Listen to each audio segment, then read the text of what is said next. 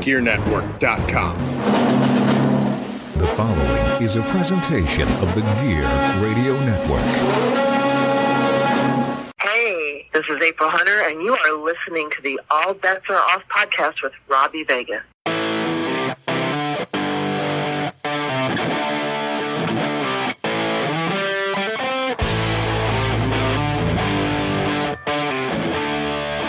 Really not to hurt a guy's feelings. Well, What's happening, guys? Could be worse. If you were Mitch LaFon, he would have said way more. Oh, that's a very good point. Joe, how was AEW the other night? I thought it sucked. Now, are you saying that because Jericho wasn't there or what? Partially. So here we are, back on the All Bets Are Off podcast. Everybody's already been here before, so I'm kind of going to let you guys do your own intros today. So why don't we start with Chaz and work our way around? That's right, me first, because I've won every draft we've done so far, and I'm about to win this one. I don't know about that. You lost the draft of saying the word about, just so you know. I didn't say a boot. Am I Mitch? No. I'll go next. Yo! That's my entrance. Hold on, Robbie, edit that out and we'll start over. Got it. Yo! No, so, I mean, I want to start the show. You know, there's a little rumor going around the old internet that Robbie's been talking some shit about Joey Licious. Am I hearing some stuff? Uh-oh. Listen. Joe, have you seen anything? I've seen things, and I'll tell you what. This is a true story. True story.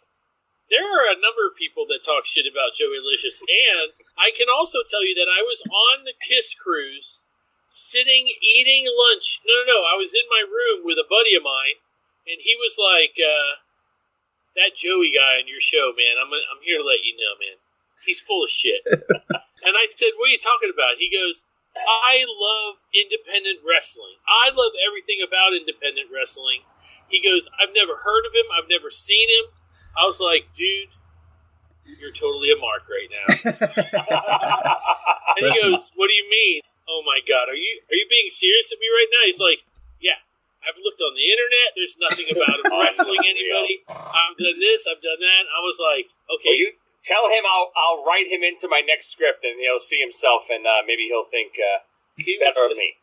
I may not be able to kick a wrestler's ass, but you know what? If I write the storyline and if I write it in my book, guess who's going to win? You win. It was. I'm not joking. That is a true story. Karen and I were dumbfounded. We were like, "You have to tell me who this is later." I don't know what's happening here, but I'm sitting in a locker room and I was getting ready for my heavyweight title match, and Chris Caden came up to me and he was like, "Yo, we got to talk about this Joey Licious," and I was like, "Yeah, he's coming into our zone, man. We got to call him out and take him out." So I don't know. It was kind of out of my hands at that point. I just cut the promo, and that's just what happened. Right, you assemble your team. I get a little team assembled myself.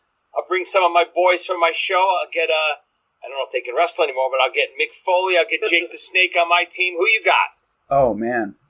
I can't give away my secrets just yet because those are some heavy hitters. So I got to go to my locker room, my next few shows, and I'm going to start hand-picking people. I'm going to watch their matches, and I'm going to go out and hand-pick them all, and then we're just going to come out guns blazing, and we're gonna come after all those legends you just named. All right, I'm ready. And just so you know, you cannot pick Joey Licious and Chris Jericho for every answer tonight. Wait, am I on the? If I'm on the table, then I already know my draft. Hey, we should explain the rules. Right? We should. And you know what? I'm going to let you do that because you kind of every time we do a draft, it's usually your idea. So I'll get the interviews. When I said this was my idea, you were like, "No, I thought of this." Hey, I brought it up first, and then I let it go, and then you were like, "I'm going to make all the rules." There's infighting on the show. Oh boy! All right, so this is what we're doing today, guys. You guys already know. I'll remind you. I'll let everyone know at home. We're drafting our ultimate wrestling champions. World title, secondary title, tag title, women's title. You can pick any wrestler, any promotion, anytime. You can go as far back as Vern Gagne. It doesn't matter. Go as far back as you want. But Robbie had the idea of once a wrestler's drafted, you can't draft him for a different title. So that might change things, but it makes sense because someone like Bret Hart can be drafted for every title. Even the women's. I guess it depends on, well, not women's, but I guess it depends on what's, when you want to take them. for which title, so you can't just hold them in your back pocket. So I think that's a new rule that we instated. Yeah. So once a wrestler is drafted, you can't draft him for anything else. So keep that in mind. All right. I got a question here. I already think I know the answer because Chaz says he wins all these. Who's going first, Chaz? Well, Robbie usually pulls numbers, but I think since I always win, I will go last. Why don't we let Joey and Joe go first? I agree. And how are we doing it? Like a snake? Yeah, we'll do it like a snake. I'll say since Joey's been on this podcast almost as much as me, we'll let Joe go first. Okay. We'll go Joe, Joey, Robbie, Chaz. And I actually have to get a piece of paper and write this down unless you got one, Robbie, because I usually... There's no specific order. I could take any champ I want at any time, right? Yep. Any champ, anytime. Once they're drafted, though, they're gone. So like I said, someone like Bret Hart, if you want him as something, you got to get him before somebody else does. Well, I'm going to warn you right now, if anyone takes Bret Hart, they're not going to win this draft because he's a bum. Ooh, shots fired. And Joe, if you go first and you take one of them, Joe, I'm going to warn you now. I'll warn you right now. Okay, Son of a bitch. so here's the big question: do I have to pick any specific belt first, or anything that any champ I want? Whatever you want. Just when you pick your tag team, pick them both. Don't just give me one member of your tag team. So that's it. Okay, all right, I'm ready whenever you go. You guys, you ready? I mean, real quick, I have to make I have to point something out that I'm really upset that I wore my hair down because Joey has nicer hair than me. So now I'm like, oh man, I should have just put it up. But other than that, we're good to go. I'm already winning. Listen, I'm wondering why you stopped at the hair. All right. So, I don't even know what that meant. Joe's very sexual when he speaks. all right, so I'm going to start with my tag team. All right. Ooh, really? Yes, and All right. I'm going to go with a team that every time I watch them, I always wound up going like this. And I was a kid when I watched them. But at some point, I would go, It's got to be, I know who it is. Yep. okay? And it was constant. It was like, here it comes, no! And that's the Road Warriors, Yep. baby. Yes, as far as I'm concerned, they might not be the most decorated tag team of all time, but they were the most feared and dominating and real feeling. When they hit you with a clothesline, They were was so like- stiff. Bradshaw was the only other person I ever watched, and every time I saw him hit somebody with a clothesline, I was always like, yeah, that's like the Road Warriors. So Road Warriors, my first pick. So just to clarify, Joe, you're talking about Road Warriors NWA. You're not talking about Legion of Doom, right? No. Okay. NWA. Because That covers all of them. They're all off the board. Gotcha.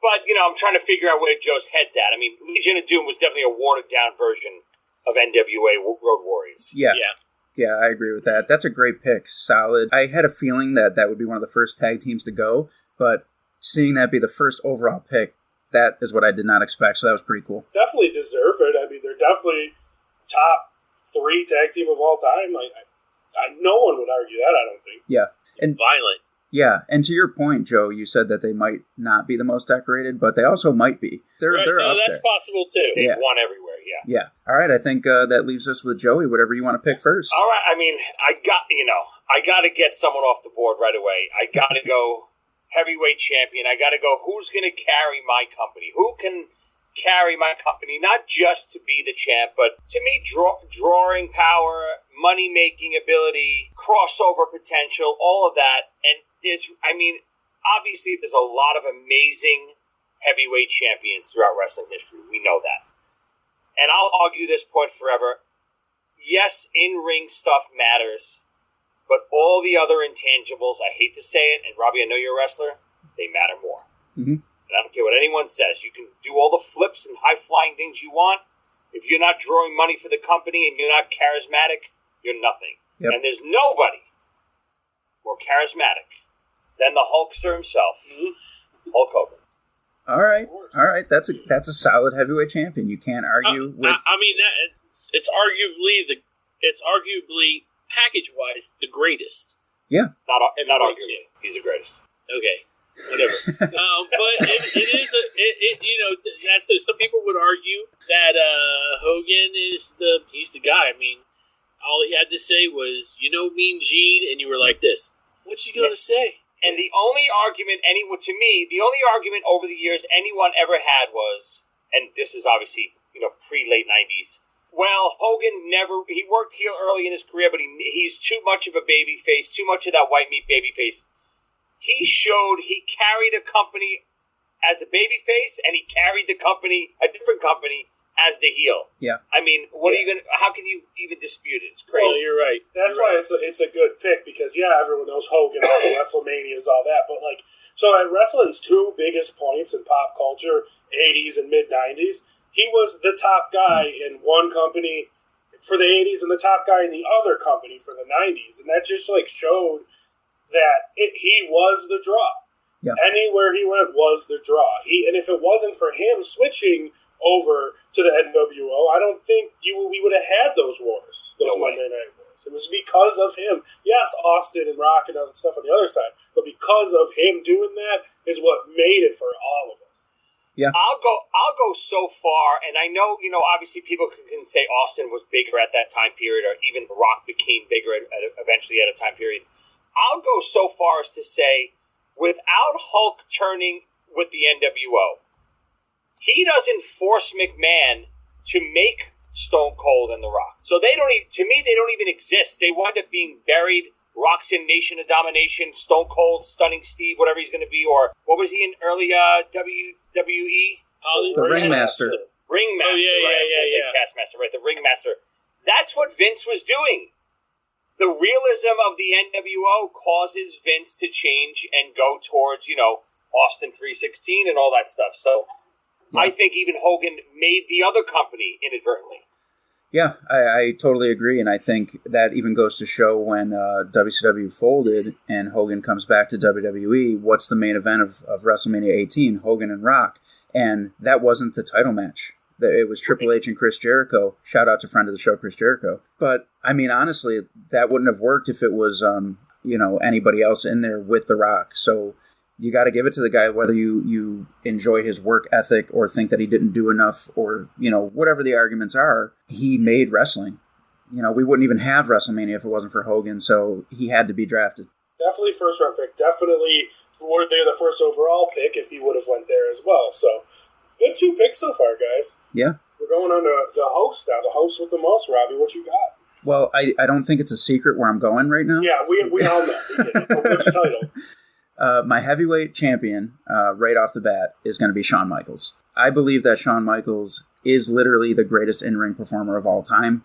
I think that he was hitting his stride in late 95 into, 98 when he dropped the title to Austin. But when he came back in 2002, he was a different guy, but the work ethic and the performance was still there. And I honestly feel that he can pull a good match out of anyone. And for a face of your company, they should have a main event match no matter what. No matter who you put them in there with, they should be able to have a main event match. And there's not many guys who can drag a great match out of anyone, and Shawn Michaels is one of those guys. So, yes, I'm a big Shawn Michaels mark, but I picked him for the right reasons, not just because I'm a huge fan. Well, this goes back to 1995 with Robbie, like you said. So it's not surprising that Robbie's picking Shawn Michaels. And I would even say, we think of him as the champion in 96 and that time, and 97 with the screw job, but I think he had just as better of the later career, like you said, 2002 to 2010. He had just the one championship run. But just his career going through that point, the headlining WrestleManias with The Undertaker, sending Ric Flair into retirement. Shawn Michaels, I mean, I'm not a wrestler, you're a wrestler, but I could see that he's a fantastic, amazing wrestler. It's just obvious. There's a realism to everything that Shawn does. There's he can oversell, like people say, but it's always at the perfect moment to do that oversell. It makes you go, oh my God.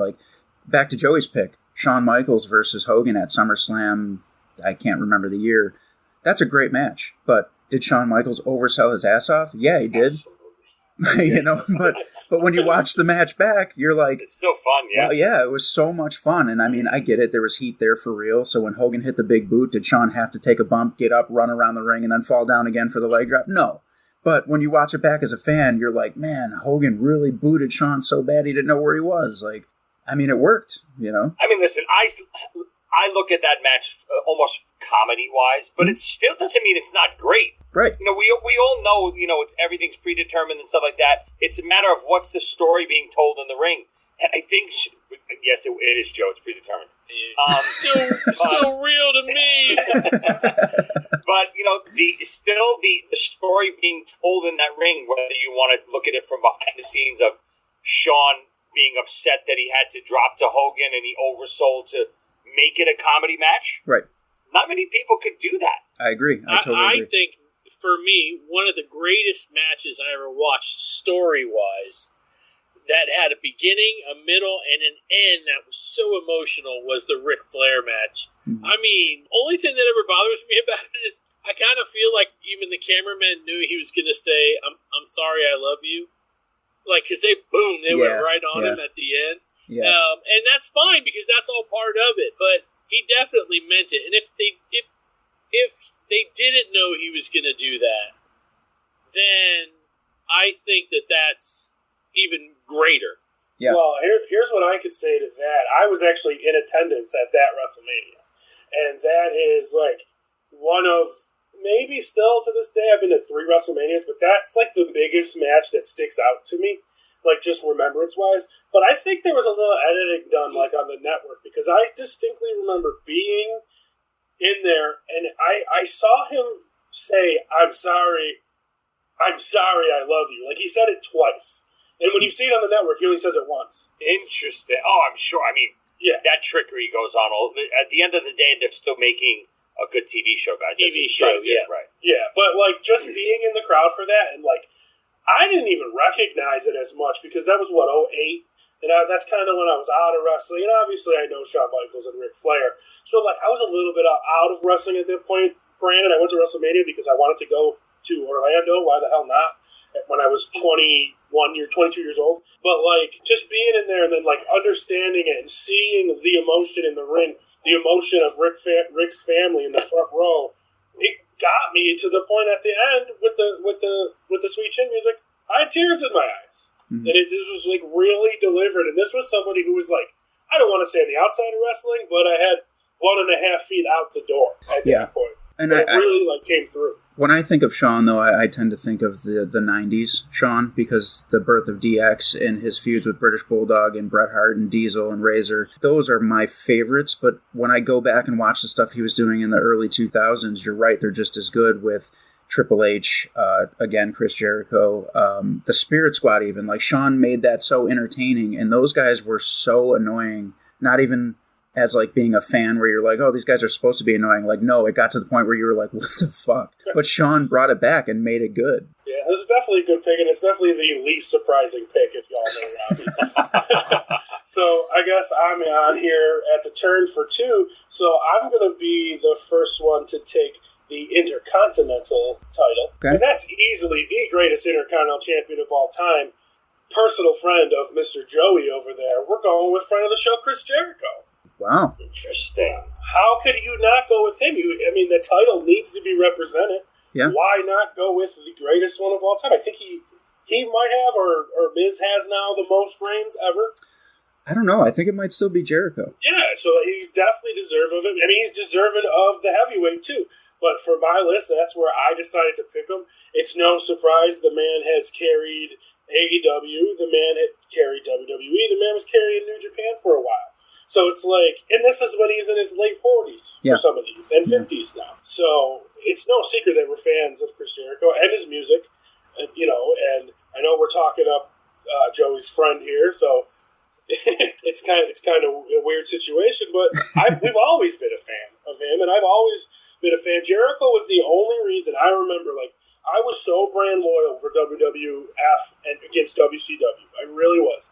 Like, I was the kind of kid, because I was about 11, 12, 13 when that stuff was going on. I was the kid that would not watch would not watch Nitro. I would not watch that first hour. I wouldn't turn back and forth. Robbie was a little different, but I wouldn't do it. But I would when Chris Jericho was on. When he was reading his list of holds, when he had his personal security and his fake feud with Goldberg, like he just got me in with his personality. And obviously, he's a fantastic wrestler. And if you look back at his Intercontinental reigns, those things were great. All the matches with this, there was this wrestler named Chris Benoit that nobody recognizes anymore. Fantastic. Kurt Angle matches back then. I think he even got into with China, but that might not have been for the title. But no, still, that was his first feud ever in WWE was China. Yeah.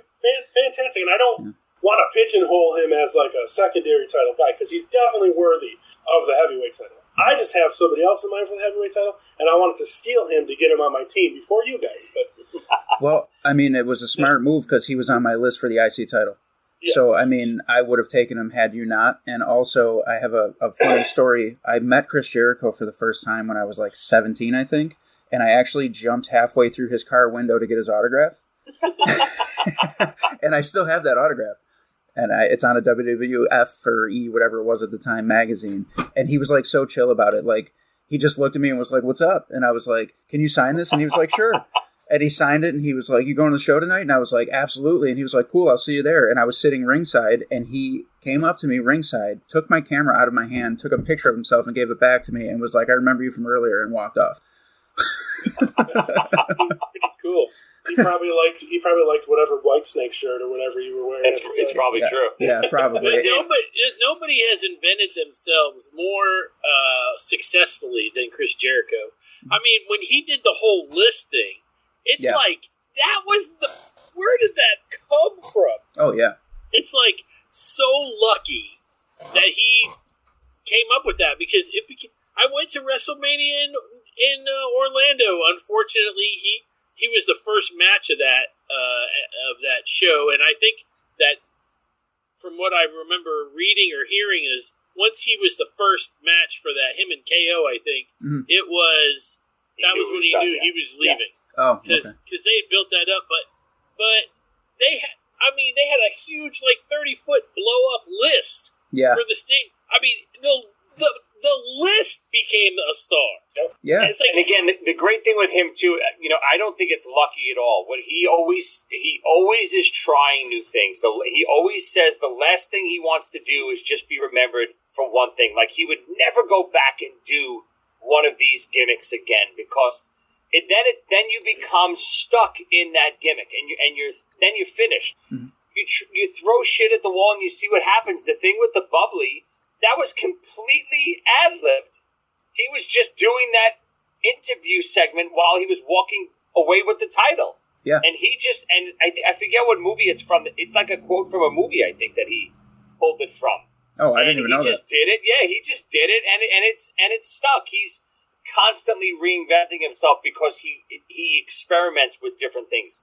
The List, Festival of Friendship, all that stuff. He just sent me, so he's in Europe right now with Fozzy. Yeah. He sent me this picture today. This is him in the back of the bus. Look what he's doing. I don't know if you guys can see. He's reading. With a bottle of vodka in his hand. Yeah. That's awesome. Nice. Let him know he was a first-round pick in the Ultimate Champions draft because he is worthy of it. And I will make sure he knows that I did not pick him. That's fine. That's fine, too. I heard, though, that the gift that you gave him, Joey, of the Joey Licious Wrestle Buddy was his favorite thing ever. All of a sudden, my camera's blurry because I put Jericho on the screen, and what happened? Look at this. It won't refocus. What's happening here? It's like you're being punked by Jericho, and he's not even here. Yeah, I'm up. Oh, look at that. It's a picture of him from when he was 18. I think that's from the first ZO2 cover. There we go. Oh, I'm back, baby. Woo. There you go. There you go. All right. Well, Chaz. Just not to keep piling on Jericho. Well, yes, to keep piling on Jericho. Joe, you mentioned that he's like the master of reinventing himself. Guys, we were saying that in 2009 about him. Right. Sure. When he came out with like the short hair and the suits. And the vests and all that. All of a sudden he became Mr. GQ. Yeah, that was 12 years ago, 13 years ago now. The only other thing I'll say about him is I was interviewed by Robbie for last week's podcast, and he asked me what was getting me back into wrestling about 2015, and I said it was because I got the network, and yes, that was part of it. But what else was going on in 2015?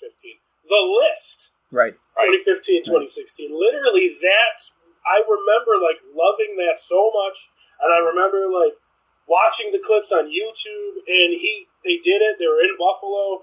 It was leading up to one of the Brock Lesnar matches or Survivor Series match, and that's the night like he put. I think he put Kevin Owens. No, he didn't put Kevin on the list. He put Xavier on the list, and then he told AJ Styles he had a soccer mom haircut, and it was just like he got me back into it so much. So thank you, Jericho, for loving your wrestling and music your whole life, but getting me back into wrestling in my adult time. Yeah, because that was like needed, for me, and that was like special. So all right. So I'll pile off you, Jericho. Relax, read your book, drink your Chianti, and the fun. And then, okay, so I'm going to go ahead and get my other number one pick for the women's title. Okay. And it's the easiest pick in the whole world because she is the greatest female wrestler of all time, in my opinion. That is Charlotte Flair. Oh, wow. Wow. And it's just like, all the women right now are fantastic. You can't miss, almost. You know what I mean? Yeah. We'll pick at any of these. But given the legacy, I'm a big mark for her father as well. And she's just so believable. She's powerful. She's athletic. She puts on great matches. She sells not as good as her father. I don't know if anyone can. But, she sells great. I'm always enthralled in her matches. Her battles with Becky, her battles with Sasha, everybody. Doesn't matter what she does. She's a star, and she's part of the reason, yes, Ronda, yes, Becky, that they got that first mainlining event. You needed all three of them. So you could have picked any, but I'm just going with Charlotte because I can't lose with that pick.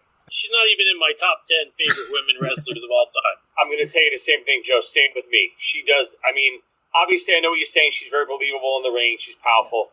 Does nothing for me at all. Charisma-wise, on the mic-wise. From the first day I saw her on NXT, did nothing. Yeah. I'll tell you this though. Hold on now. She's got balls. Yeah. She'll take a bump and stuff like that. Doesn't do anything for me. And I will tell you that I think if her name wasn't Flair, we wouldn't even be talking about her. I agree. And I know, and I'm not trying to. I don't want to hurt anybody's feelings because that's not what I'm doing here. It's just like she's like just a hair above Wendy Richter. I gotta tell you, I'll take Wendy any day of the week. Well, I kind of agree and disagree with both of you because she wouldn't make my top 10, but I do think she is very talented. I do think she has her moments where you're like, man, she's great, but for whatever reason, it just doesn't resonate with me. So I could see it, and I'm like, yeah, she's pretty crisp, and I guess she's kind of getting stale to me because her promo hasn't changed in like 5 years. Same thing. It's the same match. True. At some point, she's gonna cry. Right, and because she's sick and tired. Somebody's kicked out. Oh, yeah, it's so terrible. Yeah. How long is it gonna be? Okay. So I want to make sure that I'm really cool about how I say this, but the plastic surgery. Yeah, well, that's it's getting out of control. Okay, yeah. even my girlfriend, who is one of the sweetest people she paused the TV the other day, and this girl looks like Cher right now. Yeah. And my girlfriend, who once again has never said a negative thing about anybody, paused the TV and went, "If I could turn back time," and I laughed. And now. You guys will not be able to unsee it. That's true. She looks like Cher, and it's like really weird, man. Well, let me try to defend her a little bit. You guys are saying nothing has changed about her, and that's 3 fair. against 1. There's no defense. Yeah, Chats, Joe basically slapped you right in the face. I'm not offended by it, but all the big major women right now have had to make a big change. Becky was the same forever until recently. Bayley was the same until she finally went and got her soccer mom image going on. You know what I mean? And Bianca's been the same person forever, and so has Sasha right now. So it's like that argument's hard for me to take, but at least Bayley did change, and now Becky changed within the past 4 months or so. So you could have used that argument for almost anybody. I don't know if that's a fault of the performers or the direction. So I don't want to hold that against her. But as her performance-wise, it could be her. It could be the people she's in the ring with. They're all really fantastic. And looking back to WrestleMania, I think it was 36 when they had the 3-way match with Sasha, Becky, and Charlotte. That match stole the show. That WrestleMania to me, all 3 of them. So I have high regard for all 3 of those women. So that was kind of like, in my view of someone who wasn't as, like, I'm way more marky now than I was then.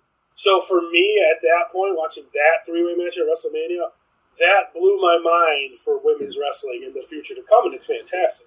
And Charlotte's just my personal favorite. I don't think that Becky got stale when she changed her gimmick, though, and that's the difference. She knew that she should change it before she got stale. Like, she was still on top of her game with her gimmick before she switched to what she's doing now. Becky did change. Becky was Becky, and then she became the man. Right. By slapping Charlotte Flair.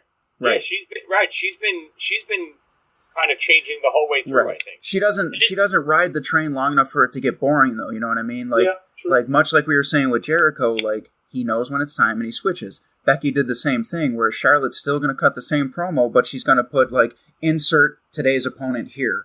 But other than that, the promo remains the same. She's I the think queen. we're all in agreement. I think we're in agreement. That was a terrible pick. I'll take it. I will take it. I'm fine with it. Well, we're back on Robbie now. All right, I'm going to go with my mid-card champion.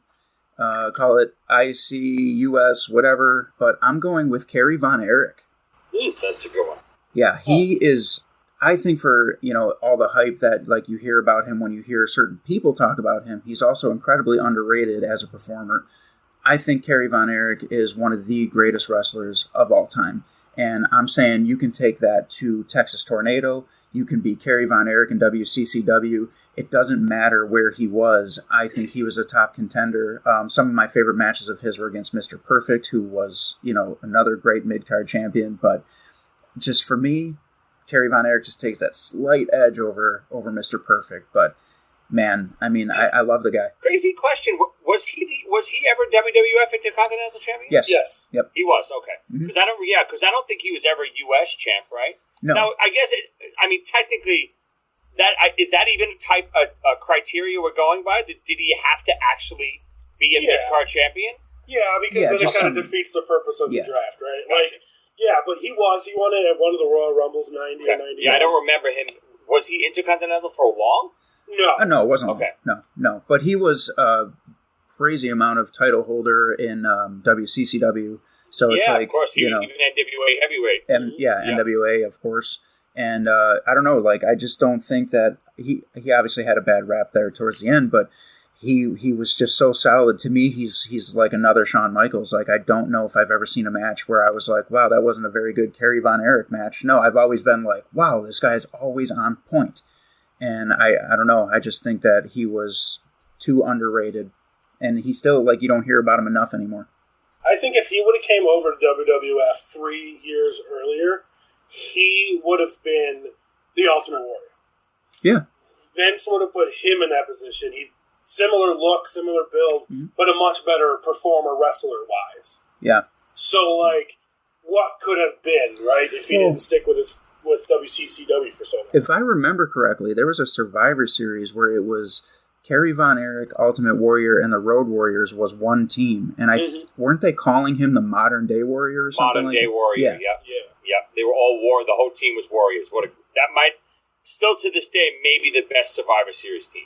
Yeah, it's a great pick. It is. Yeah. All right. Like that was always my take on him. He always reminded me of the Warrior, but now looking back at it through like adult eyes, he's much better. Yeah, you're like a much better wrestler, much better performer, put on better matches. But man, when you're like 6 and the Warrior came out, you got hype and you were into it. So sure. With Kerry, I mean, obviously Kerry's run in WWF, he was. I think he had half a foot at that time. Yeah, and all that stuff. Motorcycle accident. His drug problems. But, you know, the Von Erichs in WCCW were the Beatles. Yes. They were insane. And not only that, but the matches against the Freebirds or any of those guys, they were incredible together as a team. I wish, not even so much that WWF would have eventually got them at their height, but I love, you know, if you go back on the network and watch some of that old WCCW stuff, it's incredible. The only thing to me, Kerry, was, and this goes for all the Von Erichs, they never had that great promo. They were okay, and I love the 3 of them together, or even the 4 of them eventually. But as a unit and this white meat babyface stuff, but as a promo, they just never really went over the top. I thought. Yeah, you're right about that. The promos are lacking, but I kind of think that's why I would stick with him as my IC champ and not my heavyweight champ, because he wasn't quite at that level of a Shawn Michaels or a Hulk Hogan when you put the mic in his hand, but he could damn sure perform. Yeah. So. Good pick. Good pick.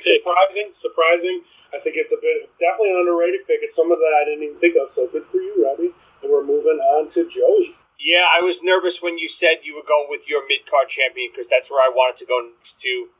And I just had a funny feeling this name was coming off your mouth. Hopefully I'm going to steal someone else's heavyweight, but I'm going to use him as my mid-card. And across the board, I love his career, but I love the heel version of this guy. Oh, no, I think you picked And I got to go with the Macho Man. Oh, no. Okay, nice. Savage. That's a great pick. Yes, That is a great pick. Nobody dropped an elbow like a Macho Man. To me, always the mid-card guy was always that guy. Not only the matches were always going to be great, but you had to believe that he was eventually ready to chase the heavyweight guy. And a lot of the mid-card guys over the years, whether it was the U.S. in NWA or the Intercontinental in WWF, I never felt that there was any real threat to the top guy. Obviously, Warrior had that threat to Hogan. Macho had that threat to no matter who was on top. You felt like Macho was coming for you. Macho was literally holding court with all the mid-card guys, and he was taking on all comers while the top tier was still doing that thing. Obviously, everyone's going to bring up the WrestleMania 3 thing. Yeah. Andre Hogan, biggest match in the history of wrestling, still probably has never been equaled. Yet Macho Steamboat is the one everyone talks about. And don't get me wrong, I still love the Hogan-Andre match more just because that's what I'm into. But the Macho Steamboat match, just to have those two mid-card guys steal that moment is insane. So I got to go with Macho. Whole package, incredible wrestler, great image, great gimmick, incredible on the stick, and with Elizabeth at his side, just another intangible that nobody else, especially at that time, had. Oh, you definitely get Elizabeth with that package. That comes. Macho Man is a heel. That's an interesting poll because to me he's a heel in my head all the time. He really is. Like even when he was. Well, I guess not always, but when he was WWF champ the first time, yes, he was face, but not for long. Right. Not for long, right. He went right into being the heel. And that, run. So actually, you have the Mega Powers right now. That's your squad. You have the Mega Powers. And, that's cool. It's cool that you went that route. And, you're showing very 80s love. And that's awesome. And because that's what you're into. And you don't get two bigger stars for you than Hulk and Macho. Yep. And I think Macho was really... underrated still because, yes, all of us marks loved him and talk about how great he was. But the thing is he's such a character and he was so good at his character and he is such a character that I would say 80% of people just think about Slim Jim and the sunglasses and just not realizing how fantastic of a performer he was. Yeah. I will say something very controversial, but and you guys are about to really shit a golden brick on me, but I will tell you that I preferred to look at Gorgeous George more than I preferred to look at Miss Elizabeth. Sure, I don't know if that's controversial. I have the bank, the Slim Jim bank with her on it, and every once in a while I'm like, yeah, come on. I don't like how she talked about it. Nope, I don't want to know that, Joe. Yeah. Whatever you do in your personal time is your business. Whatever you're inserting into that bank of yours, Joe, I don't want to know. Damn it, you took my joke! I gotta say, that's a super, super good pick for the mid-card title. And like you said, not that he wasn't a great heavyweight champion, because he was. And transfer over to WCW, he was still great. But, man, that Steamboat match, like you were saying, that's my favorite match from WrestleMania 3 and probably from Macho. So it's... that's a match you can watch today and show to, up-and-coming wrestlers and be like, this is the psychology that you need still, this many years later. So I think it's great. But to think about what he meant to the business, a lot of people will say that, we said he's underrated, but, so Hogan was champ for, 5 years straight, and he wanted to take it off of him, so they held it up with the whole Andre thing, and who do they put it on? They put it on Macho Man next. Yeah. Next man up. And held it great until Hogan came and took it back. Now, people could look at that as Hogan playing politics or whatever, but what Joey said about Hogan in the first part was true. That was Hogan's title, Hogan's company. Yeah. And he was ready to come back, and there was no other option. Yeah. But it built the storyline. It's okay. As long as the storyline is progressing, I don't care flip-flopping titles, get the main guy the title again, politics, all that garbage. Who cares? Yeah. Macho got the title, gave him that spotlight, made him the number one, made people see him as a legit number one. Then when Hogan came back, Hogan was second guy for a little while Macho was there. Then that mega powers started to collide. Yep. And then the world exploded. It was just a perfect storyline, feeding out of that whole Andre thing into this perfectly, and then having them explode like that and Macho go heel again. It was a great time for wrestling. It was a great storyline, and then, like you said, you had Hogan number one, and then Macho Man's number one, and then boom, you got your number one and your number one heel, and then after that, you got guys to help put over Ultimate Warrior, and Dusty comes in and stuff like that. It was just perfect. Like all of wrestling wishes they could get that lucky again, as they had in 88, 89. Joey, do you have a good Macho Man impression? Not great. Ooh, yeah. I mean, it feels like I'm gargling glass every time I do it. Let's put it this way. I've heard worse, I've heard better, so you're not the worst. If you're looking for ways to skip the trip to the post office and dodge all the hectic holiday shopping traffic, why not save time and money with Stamps.com? Stamps.com lets you compare rates, print labels, and access exclusive discounts on UPS and USPS services all year long. It just makes sense, especially if your business sends more mail-in packages during the holidays. Now, I've used Stamps.com. It does save a lot of money, and it is very, very, very convenient. So whether you're selling online or running an office or side hustle, Stamps.com can save you so much time, money, and stress during the holidays. Access all the post office and UPS shipping services you need without taking the trip, and get discounts you can't find anywhere else, like up to 40% off USPS rates and 76% off UPS. Going to the post office instead of using Stamps.com is kind of like taking the stairs instead of the elevator. Just going up a couple floors? Sure, take the stairs. Walking up 30 flights a day? You could use a break. If you spend more than a few minutes a week dealing with mail and shipping, Stamps.com is a lifesaver. You'll save so much time and money, you'll wonder why you didn't start sooner. Save time and money this holiday season with Stamps.com. Sign up with promo code POD, that's POD, for a special offer that includes a 4-week trial, free postage, and a digital scale. No long-term commitments or contracts. Just go to Stamps.com, click the microphone at the top of the page, and enter code POD. Hey everybody, this is Lauren Marie Taylor, creator and host of the Not the Final Girl podcast. Okay, so every horror fan remembers the final girl, right? You know, the one who can outrun and outsmart the Jasons, the Michaels, the Chuckies. I think you get it. But what about the girls and, the guys who met with an untimely end? Those of us who were tortured and tripped, dragged and killed. Don't we deserve some props? As Vicky in Friday the 13th Part 2 and Sheila in Girls Night Out, I know what a drag it is to succumb to those masked and wardrobe-challenged killers, to not be the final girl.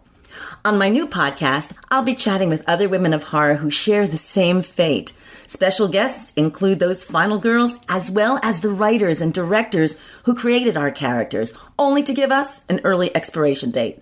And if they play nice, we'll let some of those crazed killers of horror tell their side of the story.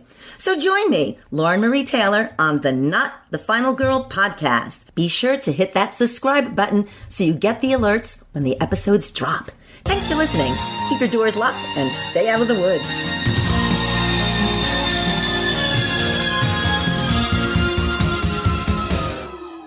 Yeah. All right, well, we're going to Joe. I'm going to go with heavyweight champion. Guy I think could carry a company. He's not only was a champion, but he was also a movie star, and that is David Arquette. Okay.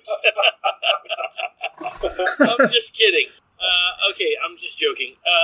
Props to him, though. Absolutely. He never gave up. Yeah. He never gave up. He's And wrestling still. I'll tell you this. I went to so Jericho's bandmates have their own organization here in Georgia, and I went. It was during the Super Bowl, and he ran out during a match. Shit. I think he saved Jake the Snake, actually. But he was ripped. Like, he was cut. I was surprised. Okay, I'm sorry. I'm going to go for my women's title because I want to make sure that I get this. I watched this girl give a promo probably maybe 5 years ago. It could be more. And I leaned over and I said, this girl's going to be a huge star. And she became a star, a huge star, and I'm waiting for her to come back, and that is Alexa Bliss. That's solid. She can talk, she can wrestle, Yes. she can be snotty, and she can be funny. Yep. And I mean, and in the Elimination Chamber match, she will get on the top of that chamber and jump right off. Yeah, No problem. that was a great pick. I think that when I watched a little documentary about her, I'll tell you what, if you guys have ever done those, watch those documentaries about the wrestlers, they're some of the greatest stuff that WWE can put out. Yeah. The one about even Bianca Belair was wonderful. When you find out that this girl tried to commit suicide. Yeah. So it's amazing, and really, Alexa Bliss is the same way. And when you find out that she didn't try to commit suicide, but she was pretty much killing herself. Yeah. And when you find out that she was there and wound up here, it's really amazing. And she's tiny, Yes. but she's got all the fire, and she's got the moves, and she's fearless. She was a gymnast, so jumping off the top rope is nothing. I hate what they did with her. I think they blew it with the Bray Wyatt thing with her. They blew that, but hopefully she's gone off. I guess she's going to get married, and maybe when she comes back, it'll be, I don't want her to be a face. I want her to be a heel because she's a great bad guy. Yeah. She's always a great bad guy because she's got this like natural, just like bitchiness to her. But you saying like they ruined it with the Bray Wyatt stuff. They did eventually to the end, but I think the problem is she ruined the Bray Wyatt stuff because she was so fucking good at it at first. She started stealing every show and that she was in, every interview or whatever between the two. She was just so captivating in it. So I always think, and I've said this before, that she kind of killed The Fiend because she was so good at it. And then it got a little crazy after WrestleMania and weird. But for like that first like half a year or whatever, she killed The Fiend because she just took everything that they established with him and ran away with it. But that proves how good she is. And I think that's a great pick. I'm a big fan of her. Yeah, same. Absolutely. Yeah, Joe, I hate to give you props. I like the pick. She's just very, very believable, and that to me is the most important thing. I don't care how well you wrestle, how well you talk, how well you. First thing I have to see is I have to believe anything you're doing, and if I don't believe it, none of the other stuff matters to me. And she's believable in everything she does. Yeah, her delivery is great. Even her facial expressions, you're like, man, maybe she meant that. What she just said. Right. Yeah, 100%. You're not really ever sure. Yeah. But I look forward to when she comes back. Same. I can't even add anything. Like, you guys nailed it. She's fantastic. So I guess that leaves Joe to go again. Okay, I'll let's see. I'm going to go mid card. All right. Yeah, because I think that my heavyweight champion is going to be somebody that's a face and a heel, or can do both. But I'm going to use him as a face. But so my mid card, I'm going to need a heel because I want these guys to butt heads. And the greatest heel of all time, Roddy Piper. Yeah. I hated him when I was a kid, and I remember sitting in my living room as an adult, and he came out, surprised everybody that he came out, and I cried because I was like, I realized that really I loved Roddy Piper. Yeah.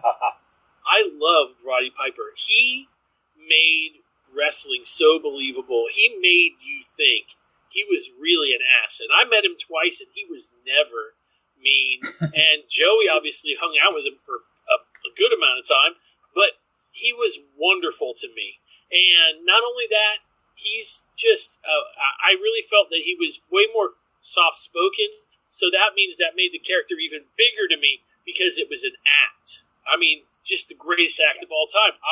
My mom hated Roddy Piper. My mom didn't even watch wrestling. I watched a real lumberjack match. I'm stating that on your show. A real lumberjack match where they put everybody on the outside of the ring with belts, not with their fists, where they can punch somebody. Nice. And Roddy Piper got beat so much that when he got back in that ring, it was disgusting.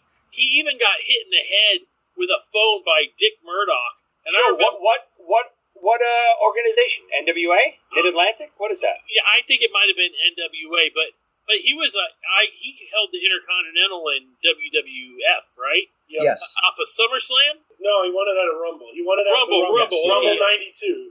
Yeah. Because that was the year Flair won the Rumble. Yes. And he was in that match, and Bobby Heenan was going crazy. But anytime he attacked Flair, he was like, I hate that skirt-wearing guy. But Roddy Piper, I mean, he was great. I mean, he did go face, in WCW, and it was really believable there, too. Well, he was face when he won the Intercontinental Championship. Yes, he was. Yes, he was. But still, him as a bad guy, you can't, I mean, like, with the deep breath when he's talking, and it's just like, you're just sitting there waiting for, just wonderful. Incredible pick. Piper, again, without Piper, there's no Hogan back then either. There's no, that whole rock and wrestling connection with Cyndi Lauper and Lou Albano and all that stuff. If Piper isn't Piper back then and he doesn't smash that record over Lou Albano's head, and literally that's what starts WrestleMania. That's the road to the first WrestleMania, and all this, everything that followed after, everything we watched today all started with Piper being this guy that everyone hated. He smashed Lou Albano over the head. He kicked Cyndi Lauper. You hated this guy. Yeah. Hated him. And you needed the American hero Hogan to come and rescue the damsel in distress, and it was the perfect storyline. But without a believable heel at that time, and he really was the only one at that period that could be that role. Without him, you have none of that early WWF stuff. No, I agree. And to build on what you're already saying, Joey, is he was one of the first people, aside from Hogan, to have recognition outside of the wrestling business. Yes. And being in the horror movie They Live, and making movies, doing TV shows and appearances on talk shows and things like that. Like, besides Hogan, Piper was like the next guy, the next biggest guy doing things like that. And that says a lot because he was a heel. And even being a heel, he was still that guy. And I think he's one of the best to ever do it, arguably the best promo man of all time. I'm a little bitter that he was coaching Joey Licious, but I'll talk to my team about that and we'll figure it out. But that was just solid. Again, on a personal note, working with him, he was, Joe, just like you said when you met him, he was, every time I worked with one of these wrestlers, I never knew what I was going to get. You don't know. Yeah. And I was always, I would hold my breath until it was time to be on set. I conversed with Roddy a couple times and we exchanged emails before we actually shot the episode of Wrestling with Joey Licious. But when he got to the set, once he understood the humor and he got into the flow of it, he was all up. He was up for anything. He was magical, not only with his lines and his humor, just his work ethic. He was, up for anything, eating lunch at on the couch with us, hanging out and telling wrestling stories. Just a down-to-earth guy that's a superstar. I love hearing that. I sat in on a They Live cast reunion in Atlanta. So it was Roddy, and then I can't remember David. I can't think of his name, but the other guy, and then the girl with the wolf eyes, whatever her name was. And he, I finally got the microphone and got to ask a question. And like WrestleMania was a couple of days away, and I asked him about WrestleMania, and he was like, "Oh, I think I'm going to be down there. Hogan's hosting. I think I'm going to get an opportunity to kick his ass." And nice. He never did, but that would have been awesome. And Roddy Piper, man, just when he died, it hurt. Yeah. It hurt, and I never would have believed it would have hurt. It's just so surprising. Yeah. That something like that, because didn't we lose him and then Dusty, or Dusty and then him, right next to each other, close. and I was just like, what the? Yeah. All my heroes, and I never would have ever imagined that Roddy Piper, when little Joe at 12 would have never said Roddy Piper was a hero, and he absolutely was. Well, when he passed away, it was surprising because he was really active. Like, he was doing a podcast. Yeah. And the podcast was done, It was like he put out an episode last week. Mm-hmm. And then I remember sitting at work and we got the news and it was just what? It was crushing. It wasn't long since he'd been on WWE television either, because he had that run with Flair where they were feuding with Edge and Orton, and like it's not like he was just like gone, and then all of a sudden you heard like he was very active right up until. So yeah. And then I just wanted to flex. Nobody at home could really see this unless they're going to watch the video somehow. But I collect these pop head things, and look at this guy I got here. Oh boy! Oh, that's a good one. It's not a Roddy Piper one for people at home. It's his character John from They Live. So that's one of my favorite pop heads. They'll see it. They'll see it if they watch YouTube. So I wanted to flex that. So now we're moving on to Joey. All right, I gotta go just because I personally don't have many choices in this category. There's not many. As I'm going to go with the women's championship. You know, as good as some of the wrestlers are today, I can't put any of them on my all-time list just because I don't know where they're going to be and where they're going to go and how they're going to fade out and blah blah blah. I gotta see not a full career, but I need a bigger career to look at to really put you on my all-time anything list. Mm-hmm. And with that criteria in mind, there's not many people that I can choose from. I got to go back a little ways. And there's a couple, you know, to me, you know, the women's evolution, however, whatever you want to call it, started back more in the 90s or 2000s too with Trish and Lita. And that's, to me, where it really started. That group of girls were the first girls to really say, whoa, this is real wrestling by the girls, not, you know, the bras and panty matches that we were so used to and all that stuff. Right. This was actual real wrestling, and these girls were kicking ass. And, you know, they're both really good, but I always thought Trish was better, especially because of on the mic work and just her persona. Lita might have been better in the ring, maybe, but Trish as a package I always thought was just better. She's the person that I could, you know, to me, either one of those girls comes back today and they go toe-to-toe with any of the girls on the roster right now and hold their own, wrestling-wise, mic-wise, all that stuff. So I got to go with Trish. You know, maybe her body of work is not that large, but she still is the person to me that stands above all the others. 1,000,000%. Yeah. I love Trish Stratus. Agreed. I remember. Now here's the other thing. I thought she was really great on the microphone at the beginning, but I think she got better as time went. Agreed. As far as wrestling goes, I thought she was a very good wrestler. I remember seeing Lita when she was with S.A. What's his name? Rios. S.A. Rios. Yeah. S.A. Rios. Of course. And I went and saw some matches, and she did that whole thing where she jumped off the top rope, and I was just like, eventually they're going to take this girl away from that guy. Her being so good, it ruined his career. Oh, for sure. But her and Trish made them both stars, and Trish having the opportunity to start off as with TNA. Yeah. Agreed. Yes, that really, I mean, she walked out, and I just remember everybody was like, all right, who's this? Well, I mean, to build on that, when she first started, she was always great on the mic.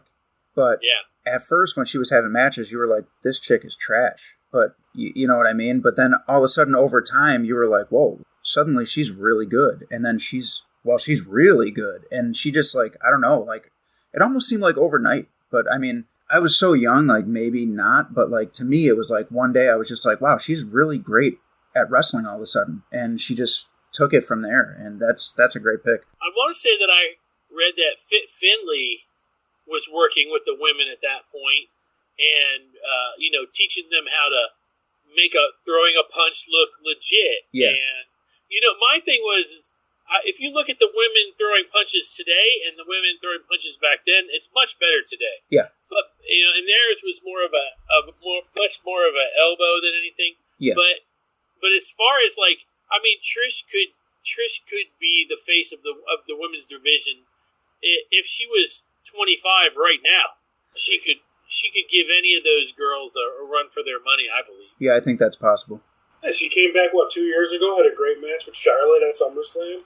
Like she still has, and I'm happy you picked her because she definitely needs to be represented. Yeah. Like, I think if you did your Mount Rushmore of women's wrestlers, if she's not on there, it's a travesty. Agreed. And like the way, I mean, we got to remember she's Canadian, so they take to wrestling like water, so that had a lot to do with it too. But like, yeah, she was like the only bright star along with Lita forever. Like, when it came to just actual women wrestling and not evening gown matches and put-in matches or whatever they were doing. Like, they had a seriousness to them.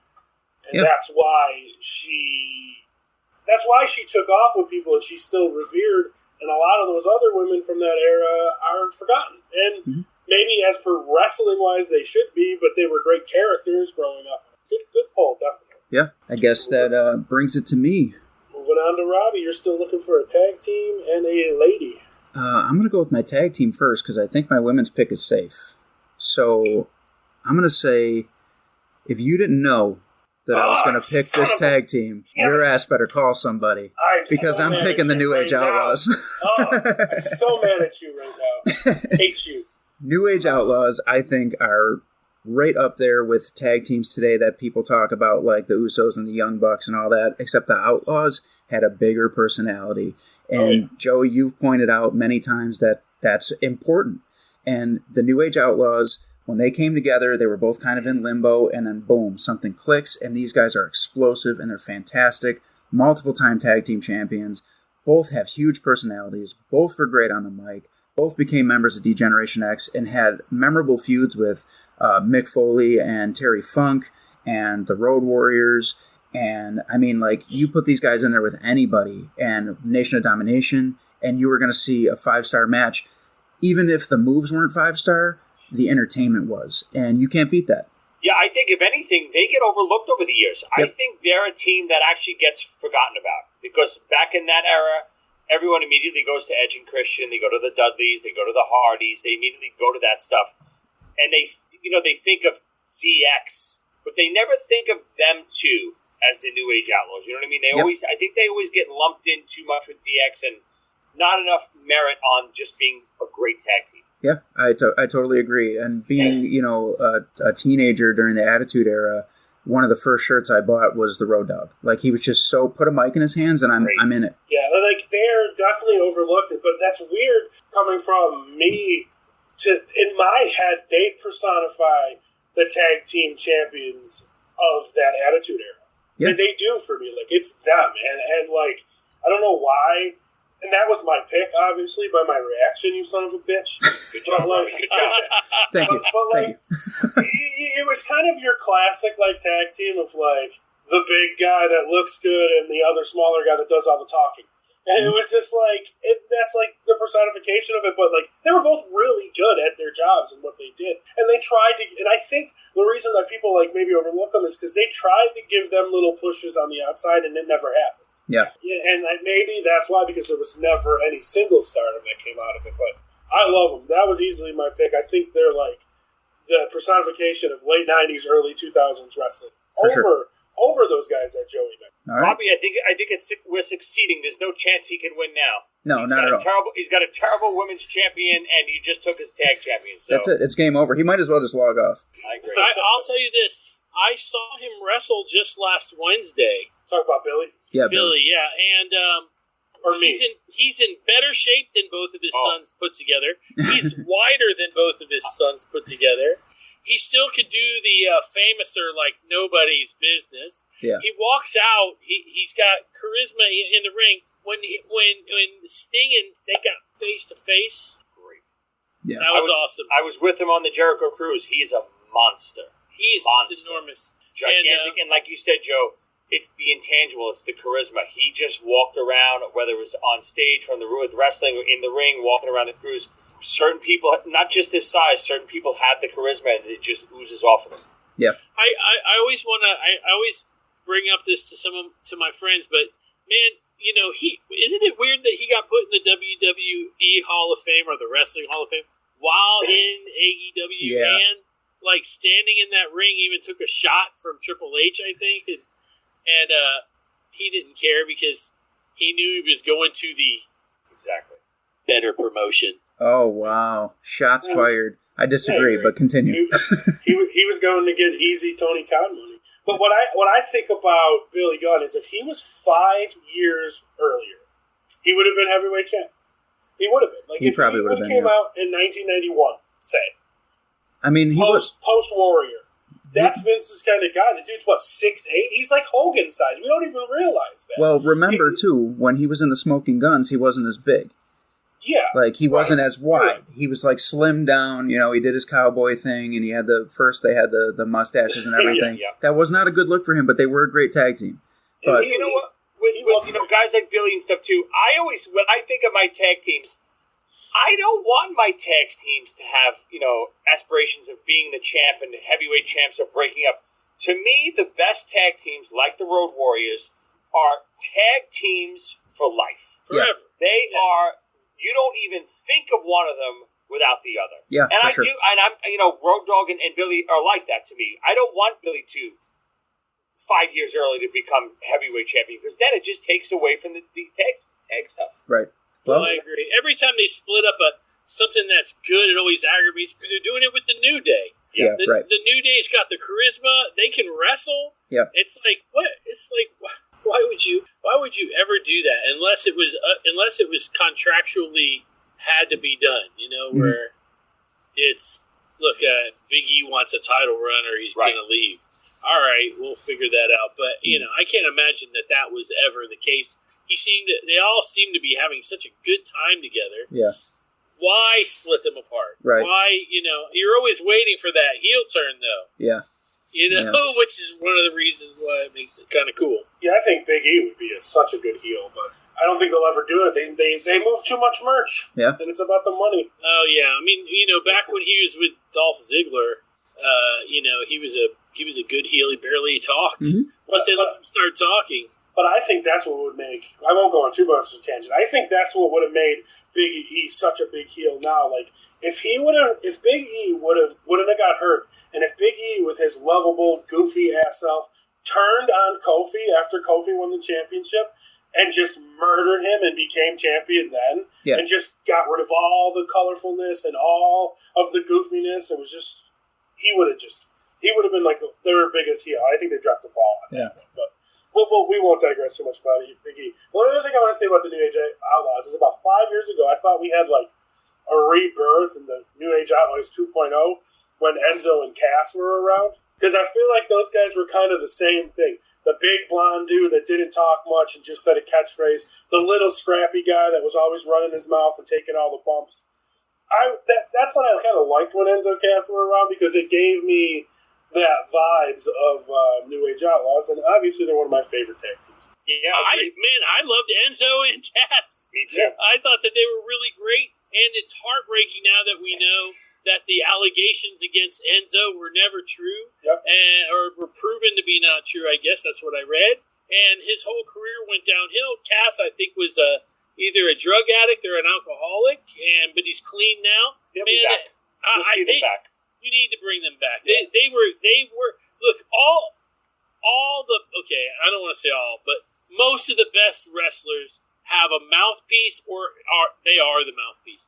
When WWF, or I don't think it was E at the time, but WWF, every wrestler that walked out had something that the crowd got involved with, even if it was the Ho Train. You got 8-year-old kids screaming Ho Train out in the crowd. But every wrestler had some kind of a catchphrase, and that made you part of the thing because when they came out, even now Adam Cole comes out, everybody's Adam Cole, baby, and boom, and you watch it, and now they're singing Jericho's whole song, and it's like 25-year-old song. They're still singing it, even though he's got a brand new record out. I wish he would just screw everybody up and come out with a new song, and then you didn't buy that one? It's like that's how he can sell some records. But anyway, sorry.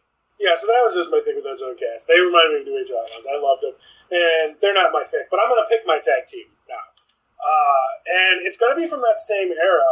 And I know Joey mentioned the Hardys, which could have been a pick.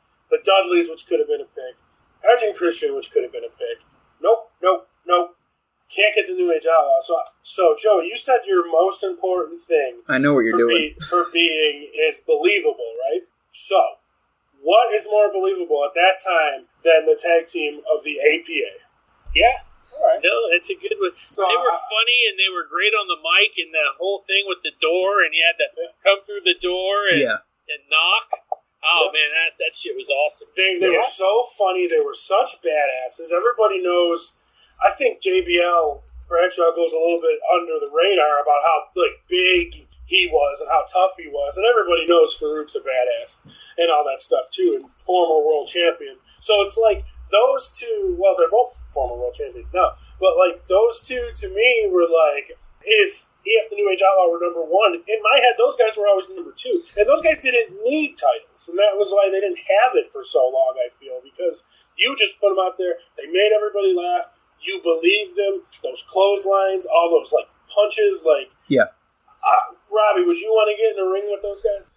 Absolutely not. I had a hard enough time facing the Powers of Pain. So I don't think that facing the APA would be any better than that. So I got to say, though, they were great prior to joining together, and then with the whole ministry and the acolytes and then becoming the APA, they really came into their own, and Farouk might have been the most vicious he ever was with those spine busters and just the clubs to the back, and obviously JBL went on to do amazing things, but specifically in that tag team when he started using the clothesline, and I mean, Justin Hawk Bradshaw was a cool character in the mid-90s or whatever, but when he became Bradshaw and didn't do the new blackjacks and all that other stuff, that's when he found himself, and I think that was a great combo to put those two together. And getting Farouk out of the Nation, well, he went from the blue stuff to the Nation, and then controversial, and then Gothic. Right. How do you get those two? Those two were the Gothic guys. They literally transformed those two easily into just kind of ruffians. It wasn't a big deal. They made all that Gothicness disappear, and it was just so believable. And I think they were a great thing for wrestling and one of the greatest tag teams ever. Good pick. No, I agree. And I will tell you, Farouk's Hall of Fame induction, I actually was there, and Bradshaw's speech, to this day, I will go once a year and just rewatch that, because this is literally his best friend. And the stories that he is telling, even about when he was a football player, and in college, and coaches were asked, how are we gonna win? How are you gonna win? Well, we got to stop that guy. And he had his own face painted on the hood of his car, crashed the car, and bought a car and had his face painted on the. That's a professional wrestler. You know what I mean? And I've never done that. So, no. Robbie, I'm going to make you paint my face on your car. Oh, no, listen. Once I build my team, you're going to be singing a different tune. I'm telling you. Well, I know the other two guys on this podcast right now will not be on my team. That's for sure. I do a belly flop slam thingy. Really good. And then I do my finishing move is called the gas attack, and you can guess what that is. I got one thing to say. I got one thing to say about that, and that's damn. Yep. Nice segue. Very nicely done. Well, now I got to go into the champion, the heavyweight champion. I'm taking him last because why? There's plenty of great options still on the board. That's why there is a lot of people off the board because they're multiple champions. But I'm torn between two guys, and we could either go. Now my drafting is really late 90s, early 2000s. Two guys I'm torn between is that era and the era beforehand. So it's tough for me. Robbie was saying earlier about, these guys are stars when they're champions, and believability was Joey's thing. And Joe was saying about building a promotion and getting people in the seats and going crazy. And I think for me then, my heavyweight champion to go with my company is Dwayne Johnson, The Rock. That's who I was going to pick. Yep, that's where I'm going. I think he was the second coming of Hulk Hogan. Yeah. I couldn't agree more. I mean, you're talking about a guy that people couldn't wait to see, and the WWE knew it so well, they used him 40 times the show. Dwayne's drinking a cup of coffee. Oh, hey, what's your name? It doesn't matter what your name is. Mm-hmm. Next thing he said, getting a Danish. Oh, I'm having a Danish. Oh, blah, blah, blah. The Rock eats Danishes. And the millions and millions. It's through the whole show, you saw him 20 times. He didn't. It could have all been taped. He never even had to walk out into the ring, and people would. So it's just. I remember when I'm not to steal this thing, but Go for it. When he broke, like big time broke, I mean, I had people doing a one eyebrow thing to me, and it doesn't matter what your name is, and it's just Like, you want to talk about catchphrases, right? All his millions and millions of them. To this day, like, he's never had a bad era. I just watched his first match in Survivor Series, and he was still, I mean, he wasn't as good, but he was fantastic at what he was doing. He's, you want to talk about believable, the dude, like, again, look at that WrestleMania match against Hogan. He's the same size as Hogan there, and he's about, 40 pounds lighter than he would be in 10 years? Yeah, so, right. like, believable. The man's huge. He's a monster. He's athletic as hell. There's been nobody in my lifetime, and you guys can all argue this, that captivated an audience with his mouth more than him. Could get everybody laughing, everybody booing him, everybody saying his catchphrases over and over. And, like, you were saying, like, they put him on the show, like, 40 times, and you're right. My favorite, like, old WWF DVD growing up was literally a DVD of 0 matches, and it's all The Rock's interviews and catchphrases, the Poontang Pie, like, all that stuff. And he, to me, like, that's my era of wrestling. And I know arguably Hogan and Austin were bigger, but they felt big, but they didn't feel as big as The Rock. Like, everybody, when The Rock was on the top of the world, everybody was into The Rock. Just like Austin. But when The Rock was there, like, a couple years later, wrestling was just bigger still at that point. Yeah. And it was just, and he's proved it, like, everybody's went over to make movies, and there is nobody even in the hemisphere of Rock, of Dwayne in his movies, because he's so personable and captivating. And I guarantee you, if all those rumors are true and he comes back and wrestles Roman Reigns at WrestleMania one of these years, it's going to be incredible. I agree. It's going to be incredible. Can't argue with the pick. Obviously, one of the top 3, 4, 5 greatest ever, of course. Has all the intangibles. Obviously, great in the ring, great mic work, crossover potential. Just, yeah, it's a no-brainer. 100%. I can't even add anything. Like, you guys got it. Yeah, the only thing that I don't like about him is his finishing move is as crappy as John Cena's. Right. I mean, it's not dropping a leg or anything like that. Exactly. No, yeah, but in all honesty, you drop that big leg across my chest or head or whatever, I'm out. You do the little nothing. Not me, man. I'm kicking out strong. Bottom is his finishing move. I'm kicking out strong at 1. I don't care. Leg drop me all you want. He'll be mad. Yeah. All right, But that's an awesome pick. Like I said, I think he was the second coming of Hulk Hogan. Yeah. He made, he was on the TV guide. Yep. All of a sudden, they named a show. SmackDown. Yeah. After him, yeah. Seriously. Yeah. Pay-per-views, the rock bottom. You know You what I got mean? Hulkamania. They named. How about WrestleMania? That's what I'm saying. WrestleMania come from Hulkamania. You get SmackDown from laying the SmackDown on your candy ass. Well, I'm excited Good to pick. see where you're going to have to go now that I snaked you. Ha! But we're moving on to Roddy. It doesn't matter because it doesn't matter what you think. I can't use a catchphrase now, but my final. No, wait. No. You're not up yet, right? No, I know. I know, but it's going to smoke your rock. Don't worry. Okay. Oh, boy. All right. Well, the only person I have left to pick is my women's, and I was bouncing back and forth between 2, and I'm going with Joey's shirt. Fabulous Moolah. Yeah. No, I'm going NWA. I'm going more recent NWA, and I'm going with Thunder Rosa. Oh, wow. Ooh, wow.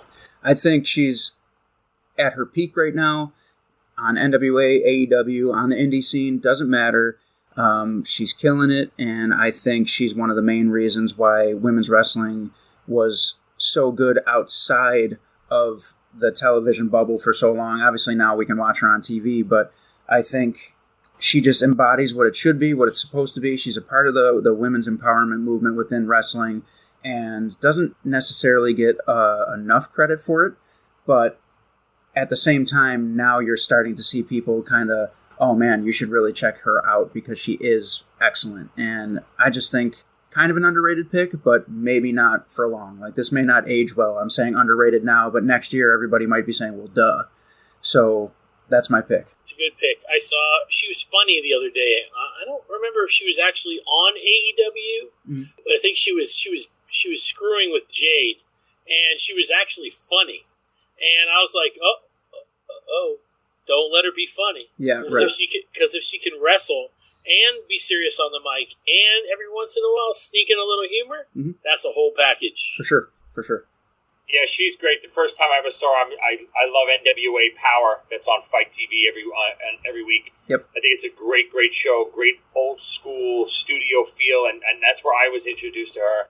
Yeah, I think she's great. You know, to put her on this type of list, not yet for me, but she has potential, that's for sure.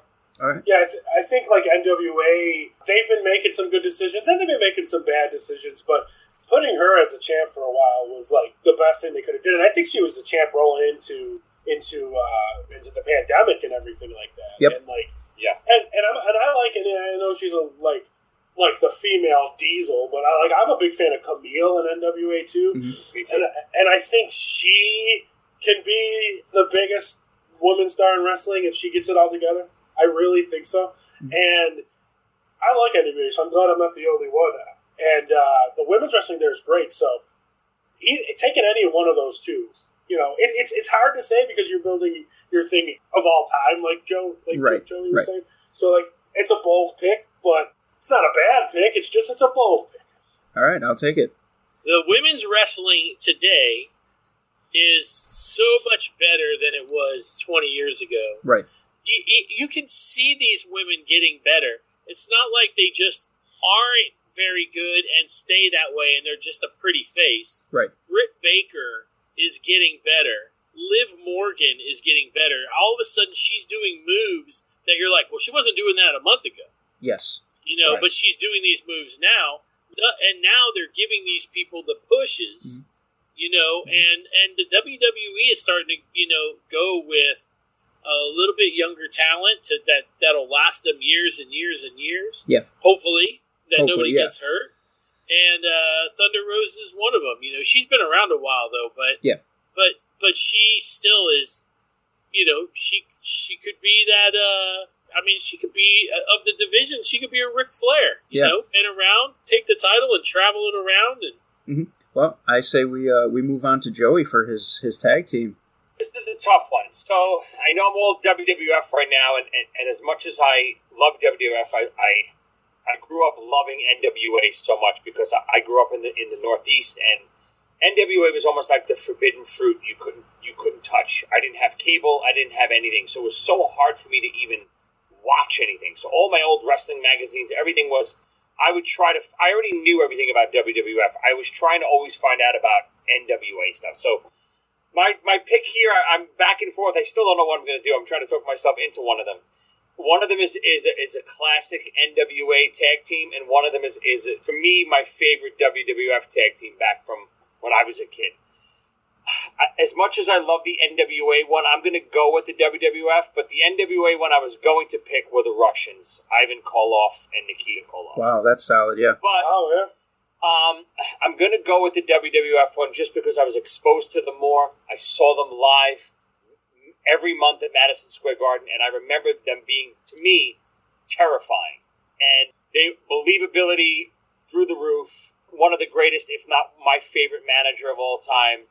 I'm going to go with the Wild Samoans. Nice pick. I really like that one. That's kind of a sleeper almost. I mean, they're great, and you hear about them so much, but probably not enough. Like, they were just, I don't even know how to explain them. I want to say ahead of their time in a lot of ways, but they fit in that time period so well that doesn't fully make sense, but they're just so good. Just, again, interchangeable. Two guys, Apasika, you never know who. Half the time, Gorilla Monsoon didn't even know who was in the ring. He was calling him the other guy. I love that about tag teams. Same thing with Animal and Hawk. I want a unified tag team. I want two guys that are a tag team and nothing else. Yeah, I like it. That's a solid pick. I don't even have much more to say other than that's great. Like I said, believability, all that stuff. Like, absolutely. Bloodline. Yeah. Of course, right. That's where they all started, right? Yeah, absolutely. Yeah, absolutely.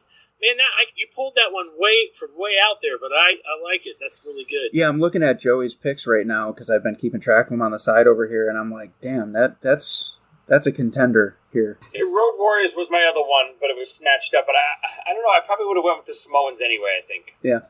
We had a few crossovers, and I was actually surprised because there's so many people to choose from, but that just goes to show you how great some of these people we were picking are. Yeah. Right, definitely. So that leaves us with Joe for the very last pick of the day. So I'm heavyweight title, right? That's what I'm at. Yeah, you're the main event right now, man. Huh? You're the main event. You're going last. You better pick a good one. I'm all about it. That's fine. For me, the heavyweight champions really got to not only be a good on the mic, but believable. And when I watch this person wrestle, I have to know that what I'm seeing in the ring feels real, and I have to know that if I were in the ring right now, I have no chance. There are other wrestlers that, even though they were big, and if in a fight they could kick my ass, but maybe in a wrestling match, I was like, I don't know. I think I know more moves. But so this guy, he's a masked wrestler. I never found out who he was. I don't know if anybody knows, but he was called, Mr. America. I've heard of this guy. I don't think he was a heavyweight champion. He wasn't? No. He was not. Yeah, Mr. McMahon tried to get the lie detector, and they never found out who he was. No. I'm puzzled to this day. Actually, it keeps me up at night. I didn't sleep last night over it. He was never the champ? I don't think he was. No. Okay, well then, was David Flair ever heavyweight champion? Will you come on? You're killing me. I'm sorry. I think my favorite one. Okay, my other guys have obviously been taken, and I was never a big. Although I love Stone Cold, I was never a Stone Cold guy. But I love Kurt Angle. He's 100% believable. Mm-hmm. I no matter what we say, I believe wholeheartedly that you could take almost 100% of all the people that we've mentioned today and put them in the ring with Angle for a real match, and he kicks all their asses. Well, easily. Yeah. I can say that. That's delicious. And not only that, he was never afraid to be the butt of the joke. He was never afraid to be serious. He just, the thing with the cowboy hat, oh my God, just brilliant. He was never afraid to try new things and do new things, but when he got in the ring, it was all business. Yeah, for sure. There was no goofiness in the ring. In the ring, it was his match with Shawn Michaels. The second one, not the WrestleMania one. No. Yeah, the second one. The one on Raw that went to an hour time limit. Yeah, classic for the ages. Yeah. Just Kurt Angle, it's really heartbreaking to know all the true stuff. That's the only bad thing about those real-life documentaries. Yeah. You find out how fucked up they were. Kurt's great. All around, believability, heel, face, did it all. You said it before, comedy. He could be dark, he could be serious, he could do it all. Yeah. With a broken freaking neck.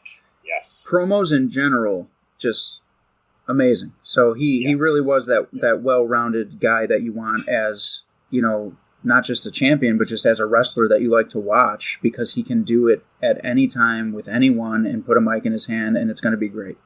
Yeah, there was such a difference between Kurt Angle, the goofball with the cowboy hat, spraying milk, and then Kurt Angle 2004, the wrestling machine. Right. Like, insane, intense individual, and like Joe was saying, he's such believable, given his background, we know he's believable, so he could get away with being that goofy dude. Yeah.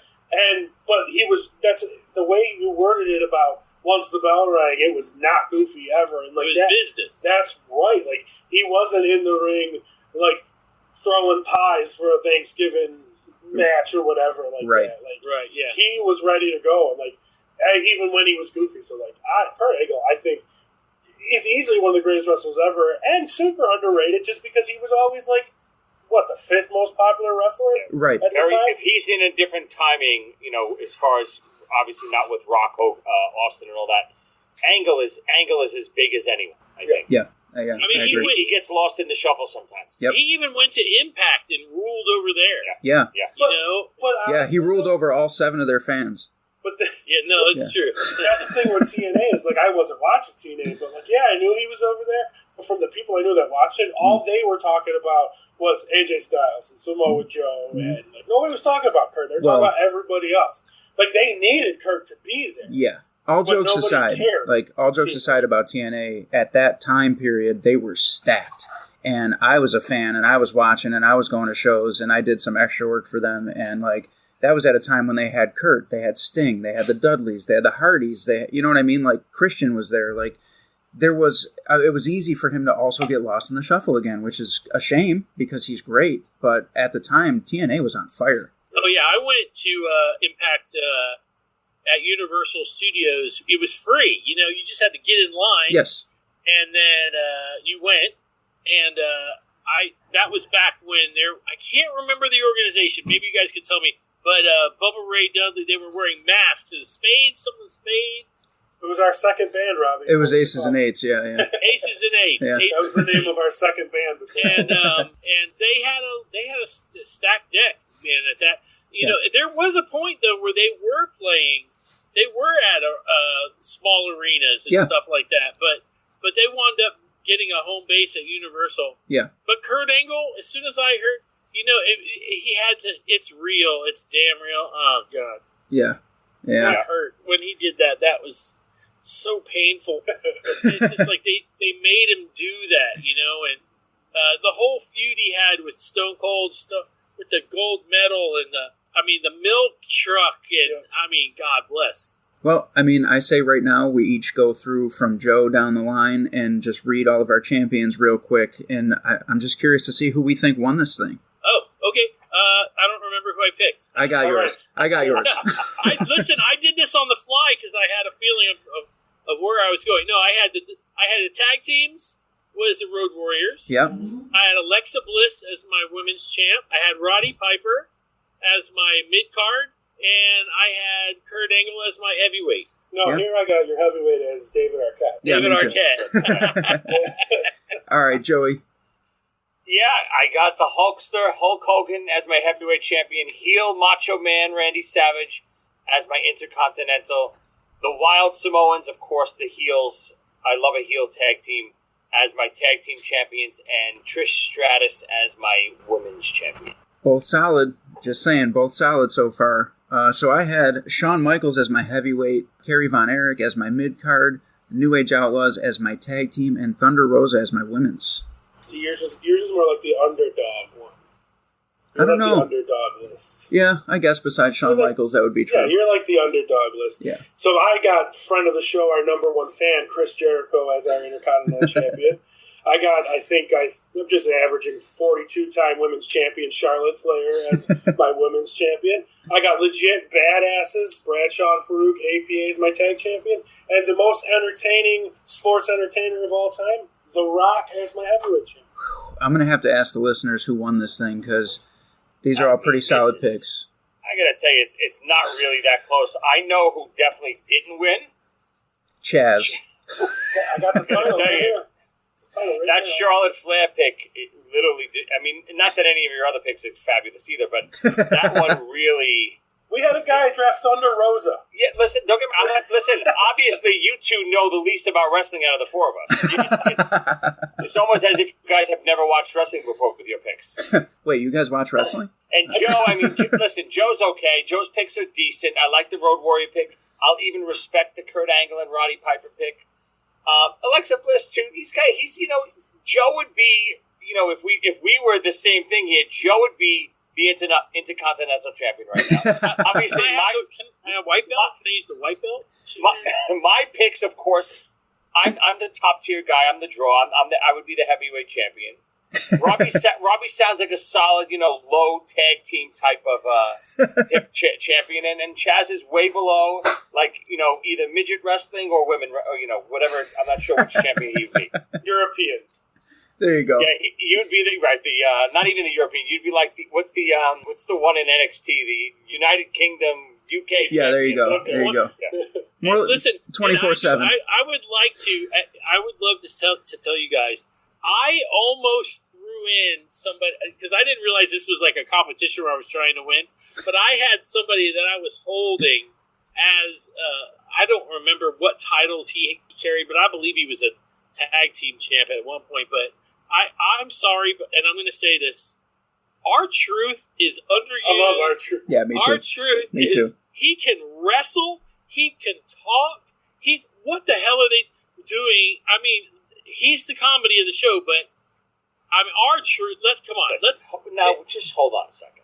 I'm not disagreeing with you, But we didn't even mention guys like Ric Flair. Yeah, Right. Ric Flair. Just shut up, bringing Yeah, our but Ric Flair. I don't even listen. I agree. He's fun. He's great. Does a lot of great things. You better just shut your mouth. Yeah, but see, my point to that comment was it would have been way better as a pick than Hoffa and Steika. What?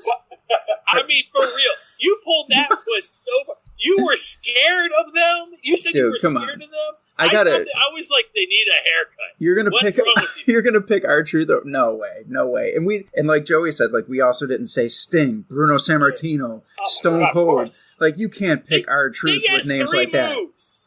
R-Truth, Oh my God. I believe R-Truth was NWA champion. And when I said, like, I was struggling between The Rock, my other guy was Ric Flair. So, I mean, Okay. he almost made the list. Nobody And picked even- Bret Hart. Nobody Even with Sting's at his most popular, he's no Road Warrior. That's fair. And then, Okay. I agree with that. that's fair. Yeah, So I don't think you're gonna get I arguments can't- from us. Yeah. And I'm surprised I didn't take The Undertaker for my heavyweight I'm champion. surprised nobody took the Undertaker. Got to tell Me you, too. I know this is not going to be a popular decision, and the fans will probably be all over me for it. Most overrated wrestler in the history of the world, The Undertaker. Wow. Overrated. Shots fired. Chaz is sweating. I'm going to say it. Ready for this? Crappy gimmick. That he made work for 47 He years. made it worked. No reason why it worked. It's ridiculous. He's an Undertaker. He's got the magic It is, learn. right, It's yeah. ridiculous. I completely agree. But Not even the greatest in the ring. Speaking of 3 moves, Sting has more moves than the Undertaker. Undertaker is just a guy, to me, totally overhyped, overutilized, just never... every time he was on, I could care less what he was doing. Wow. see, this is where I do have to argue, because you want to talk about reinventing with, like, Chris Jericho. You had, Goofy Undertaker. You had Gothic Undertaker. You had Biker Undertaker. You had MMA Undertaker. But they're all basically the same guy. I mean, one guy has eyeliner on, one guy doesn't. And the guy has maybe the second most memorable... I can literally see a tear coming out of Chaz's eye. The guy has the second or third most Shut up, memorable... Joey! What are you saying? I can't believe you say that, Joey! Mom, hold on. Mom! He said he doesn't like The Undertaker. Here's a true story. True story. I was at WrestleMania 30, and I knew how that was going to end so bad, I went and took a piss during that match, and just happened to show back up when the 2 minutes before the 1, 2, 3 happened. I was shocked, but Man. plus the dude takes 4 hours to get to the. Oh, it's torture. Oh, obviously, worst ring music ever. Bong. I do want to.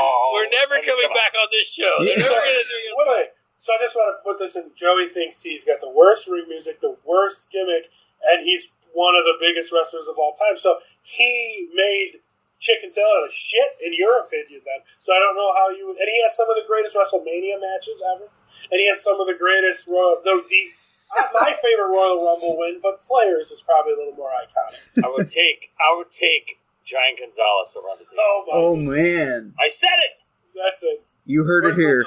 You heard it here. Dog off button? You know what? I forgot to mention something earlier when you were talking about the Rock and the Poontang thing.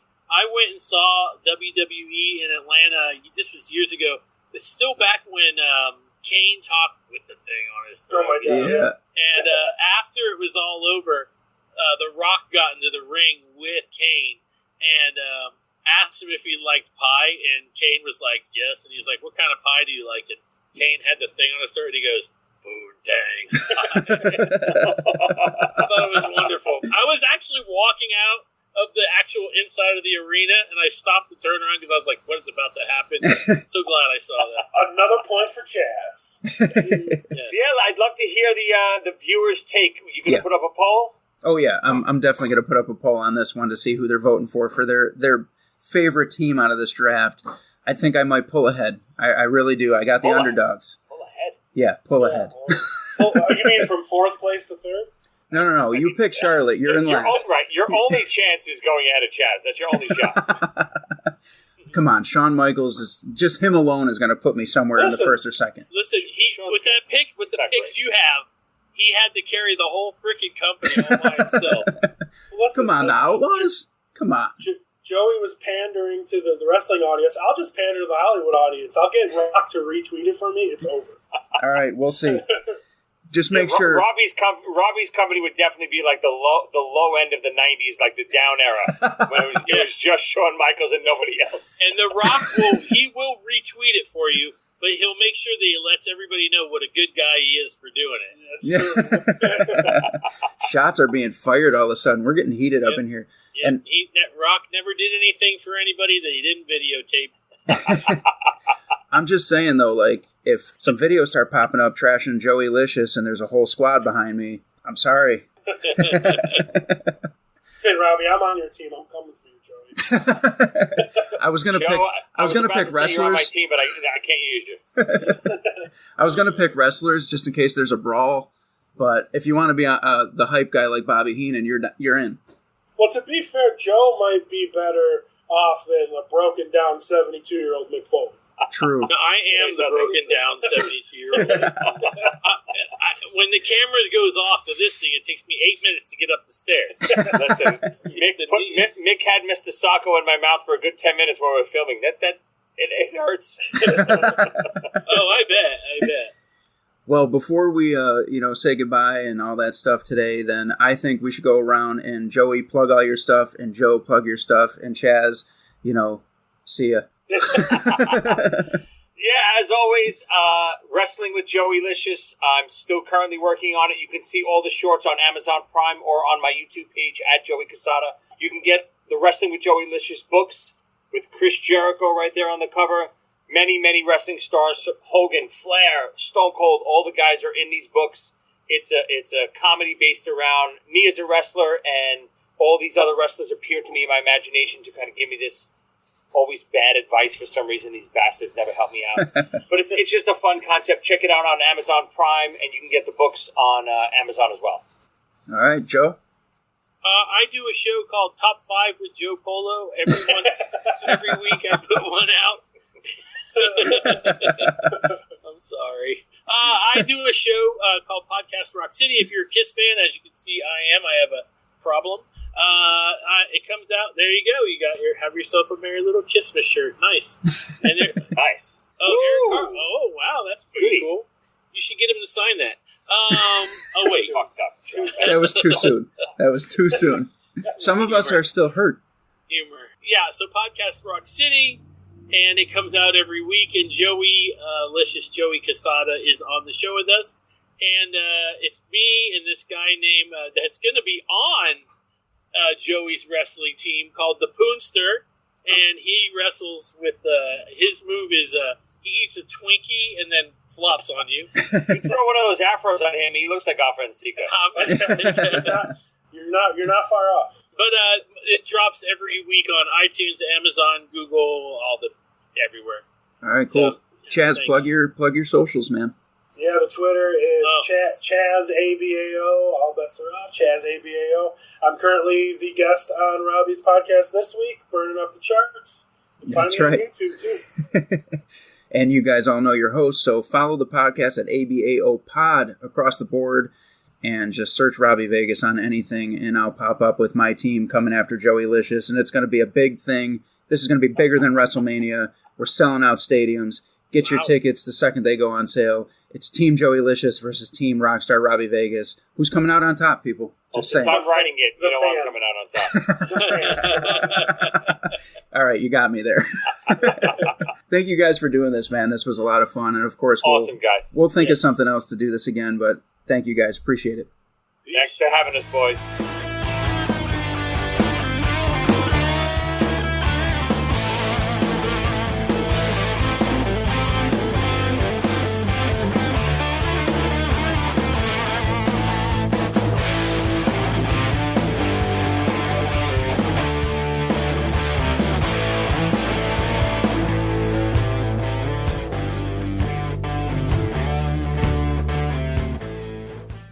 The preceding presentation has been brought to you by the Gear Network.